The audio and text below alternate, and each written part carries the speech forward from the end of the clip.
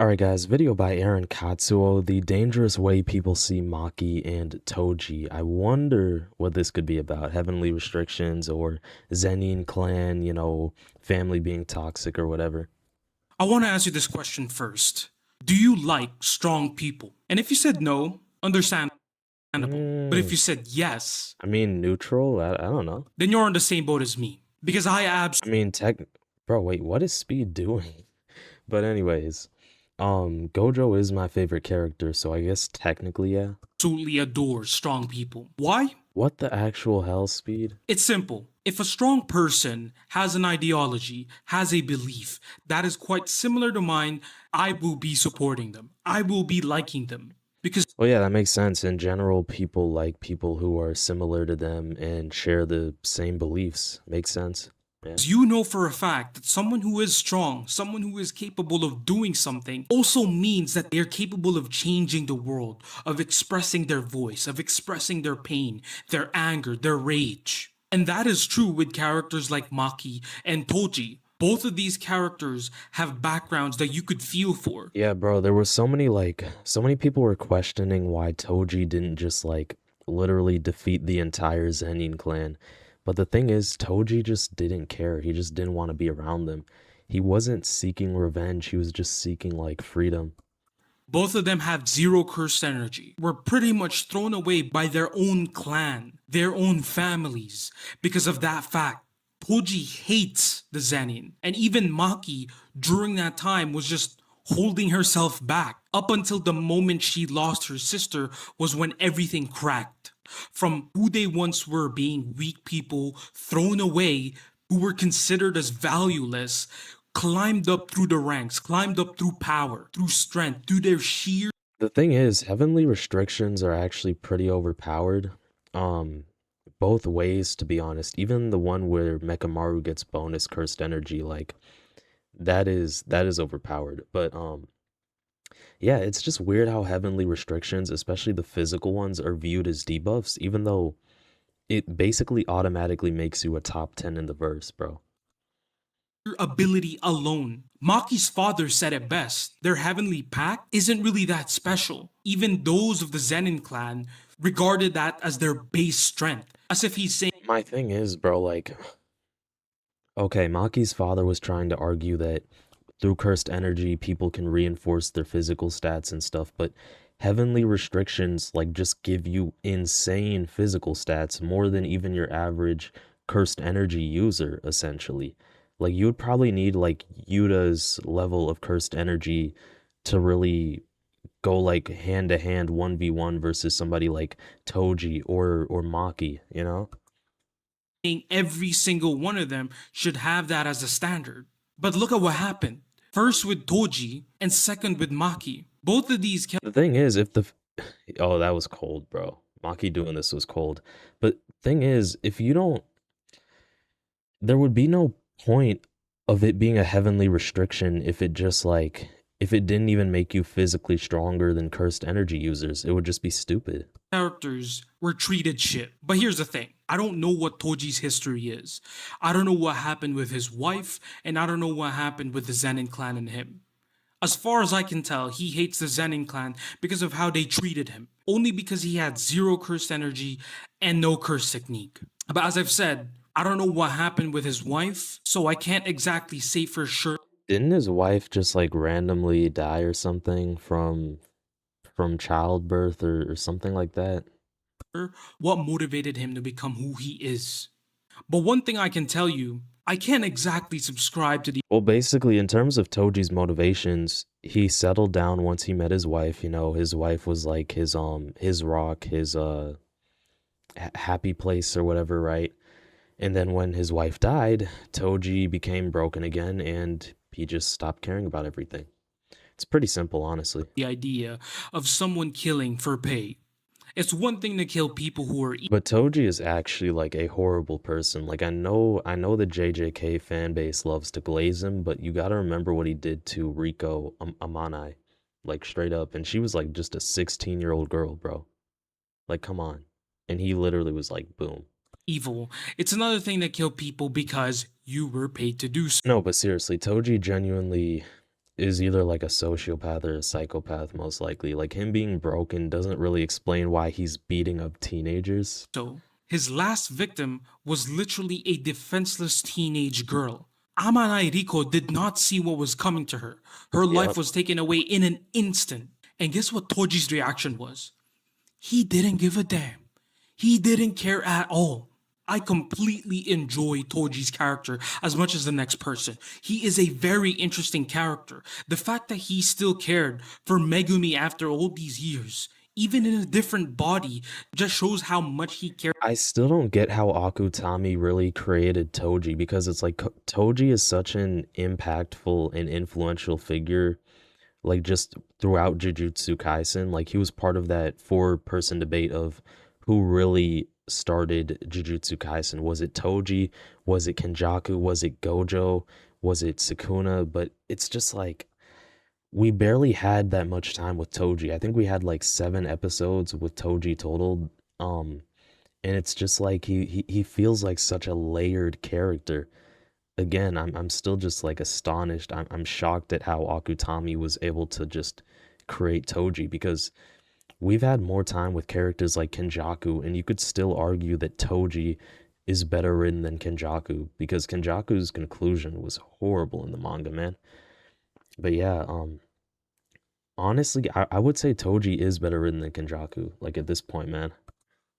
For the people he loves. I mean, if that's not convincing to you, he took his wife's last name instead of the Zenin clan. He had I mean, bro, no wonder Jujutsu Kaisen is so popular and mainstream, bro. Like, the writing is actually very good, except towards the end of the manga. has hatred for the Zenin clan because they treated him like shit. But as I've told you, he kills for money. Bro, can we at least get to know the name of this, like, cursed spirit worm? Like, what is this, bro? It looks so ugly, man. This whole time in the Jujutsu Kaisen anime, all that Itadori has been doing is saving people from senseless deaths. But Maki is a much more different case than Toji. Because while yes, her killing all of the Zenin clan, Bro, this guy was such a I can't call him a fraud, but he was such a bum. He literally died. So here's the thing. He became blind and he died thinking that Jinichi won the fight against Maki, bro. So this guy basically died thinking he won the fight, thinking that his brother's friend won the fight against Maki. But that didn't happen.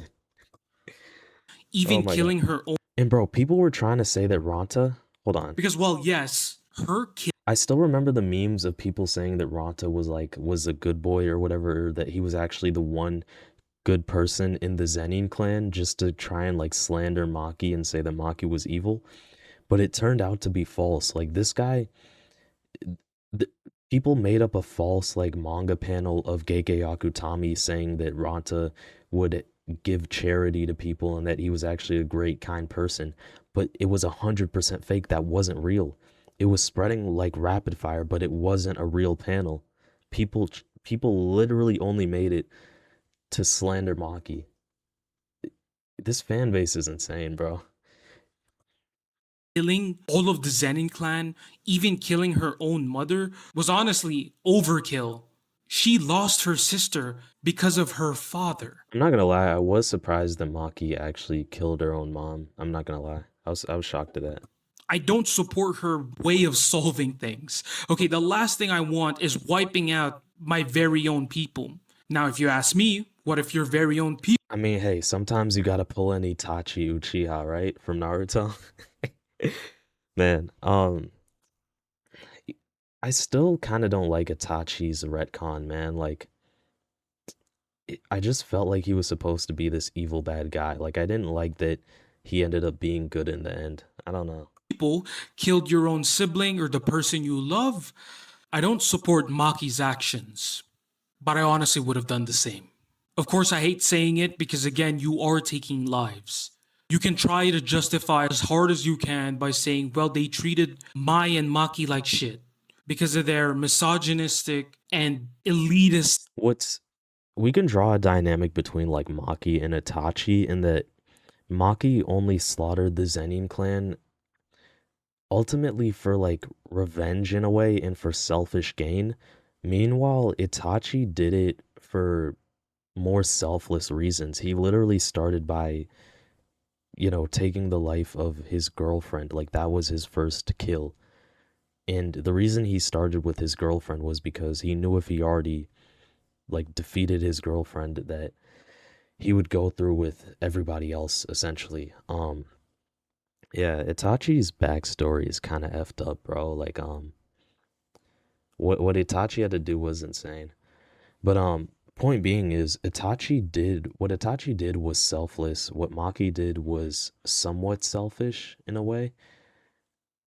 I mean, the Zenin clan was still bad, but the reason Maki did it specifically wasn't so that like new members of the Zenin clan don't get like manipulated and stuff. She just kind of did it for her own like selfish gain, for revenge, for Mai, etc.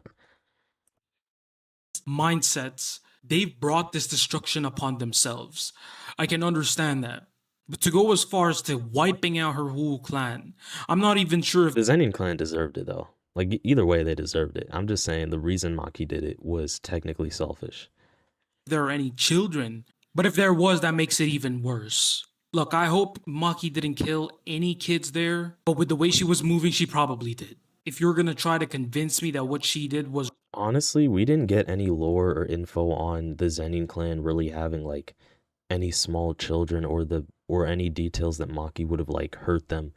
But the crazy thing is with Itachi defeating the Uchiha clan, taking them out, I'm pretty sure Kishimoto did actually give us details that, the Uchiha clan did consist of like many children and stuff. So Itachi is kind of like a heroic psychopath because he did it for a selfless reason, but being able to do that in general, like, there's got to be something wrong with your brain, man.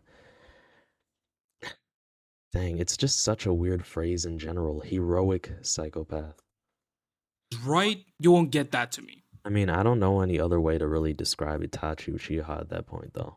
But I will tell you again, if someone took the person that I love, if someone took the person that I cared for deeply, I will guarantee you not only my clan will die, Wait, is that Aaron? Wait, what is this? This is from AOT, right? Is that Aaron?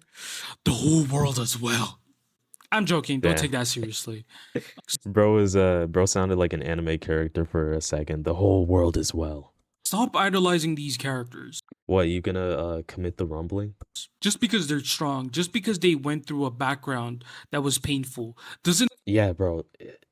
It's not even about them being strong, but like so many anime fans and even I technically do this sometimes, but it's like whenever a villain or a character has a sad backstory, we usually use that sad backstory as an excuse to justify evil things that they do in the future or in the present. And it's a little bit effed up. It's just like I think we need a proper balance of sympathy, but also like what's the word? We need to sympathize with them, but we also need to like hold them accountable, essentially. excuse them for what they did. Like Toji's wife dying doesn't allow him to harm teenage Gojo, teenage Suguru and Riko Amanai. Like that is like no, just because your wife dies doesn't mean you do all that, man. Did. Does Toji being disrespected and humiliated by the Zenin clan and pushed away by the Zenin clan and ending up becoming a hitman for hire, killing anyone as long as he gets paid? Is that respectable? No. Was Maki's decision to wipe out her whole clan after all those years of bullying and hatred towards her and losing her sister as well warranted the killing of the Zenin clan? Maybe. But that's the reason why I love these characters, particularly Maki, because while you could immediately say that what she did was wrong, there is meaning behind why she did it. She lost the very person she cared for. Much worse because it was by the hands of her own father. You can't say exactly the same for Toji. Because while yes, him and Maki were born in the same path, Bro, meaning is such like a huge word that keeps coming up within Jujutsu Kaisen. Like Yuji wants people to die a meaningful death, to die a natural death. And then even in season 2, episode 20, I believe after Yuji defeats Mahito and Mahito's on the ground crying, Yuji keeps saying, "Oh, there doesn't need to be meaning or reason to defeat curses. I'll just keep defeating curses until I rust away." And even in season 2, episode 5 of Hidden Inventory, there's a scene where Gojo is holding Riko Amanai's body, and Gojo is questioning if he should just kill all the people in the room that are laughing at Riko Amanai's death. And Gojo Gojo is like in this blue light while I think, hold on, Ghetto was in like a blue light while Gojo was in a red light filter. And Gojo essentially asked Ghetto, does there really need to be reason or a meaning for defeating all these people, for killing all these people laughing at Riko Amanai's death, right? And then Ghetto is like, yes, it's incredibly important that there is meaning or that there is a reason to it. And then the scene essentially ends. But those are just the three main examples I wanted to bring up where like there's always this debate on meaning, you know? Um, Jujutsu Kaisen has some pretty great writing, honestly. Except towards the ending, of course. The ending sucked, man. They diverge into completely different lives. But yeah, that's pretty much how I feel about these two characters. As much as I'm impressed with how far they've come and how strong they are, spilling so much blood really goes against what Itadori has been pretty much pushing in the whole series. His Oh, we're bringing Itadori into this? Wait, what do you mean? ideals are ideals. What, that people die a natural death? What They're do you mean? naive. Like you sort of ask yourself, what's stopping him from just wiping everything out? Did Yuji even ever learn that Maki wiped out the Zenin clan? Like low key? Hmm. He can literally just give up and become Sukuna. You won't start regretting it until you lose someone you love. That's pretty much it for me. Have a Yeah, this is actually a pretty unique video, and yeah, I'm just gonna say this and then I'll end it. Essentially, yeah, it is kind of a dangerous way that people see Maki and more particularly Toji. It's just like I don't even think it's a strength thing. I think it's like you guys keep thinking that because anime characters have sad backstories that they are allowed to literally do anything they want and get away with like anything. And that's the crazy part.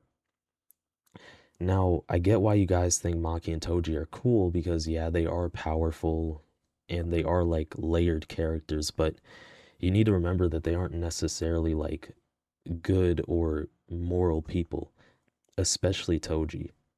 Like especially Toji.